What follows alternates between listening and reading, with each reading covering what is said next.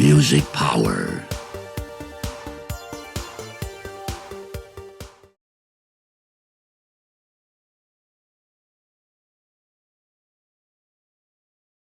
No, it was a case of just going for the best talent available. I mean, once we started turning Five around, it was actually after I followed. Yeah, I don't want to be credited with all the good work. Malcolm Russell, who preceded me, did an amazing job as well as station manager. When he left, he created the gap for me, and with P.T. Lautrette, our goal was just to put the best talent. So the first guy that we poached, and I use the word reservedly, was Brian Oxley.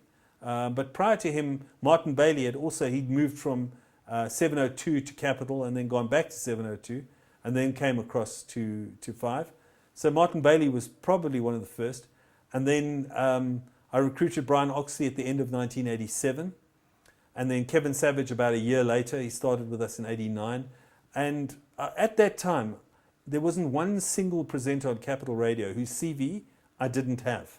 And every time I went to a function, the guys from Capital were doing their best to speak to me to get a gig. And I had an embarrassment of probabilities. I could pick the best guys in the industry. And I mean, there's still some guys today who are pissed off with me for not having appointed them or given them a gig years ago.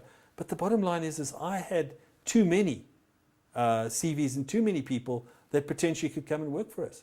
So I could really, really choose the best of the best, which is what we did. And yes, there were one or two people who were, well, they'll never go and work for the SABC, and they were entitled to it, and it served them and their purpose as well. But everyone, I'm not kidding you, I could show you, if I could go back to my old office, I could open the drawer and show you where all the CVs were kept. And I had not only the guys from Capital, all the big regional stations, the breakfast show hosts in particular, everyone wanted to work for Five. It was the destination of choice amongst radio presenters. Why? Because it had a big audience and we were doing cool stuff. The bottom line is I wanted to put together the best sounding, best listening radio station. I wanted to make a product that, one, I was proud of, and two, that I listened to, that I enjoyed, and three, that people listened to and enjoyed, that we were getting feedback from our listeners. So it wasn't like we were trying to imitate someone else's sound necessarily.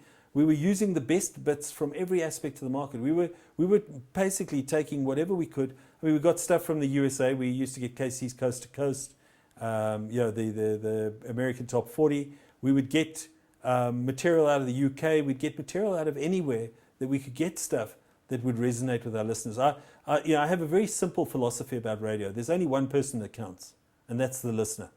And all I was doing was trying to make the best goddamn radio for my listeners. I didn't care where the presenter came from. It was where he was going to. And if we could give him a great career and a great opportunity, and he was going to ultimately draw listeners for me, that was the job done.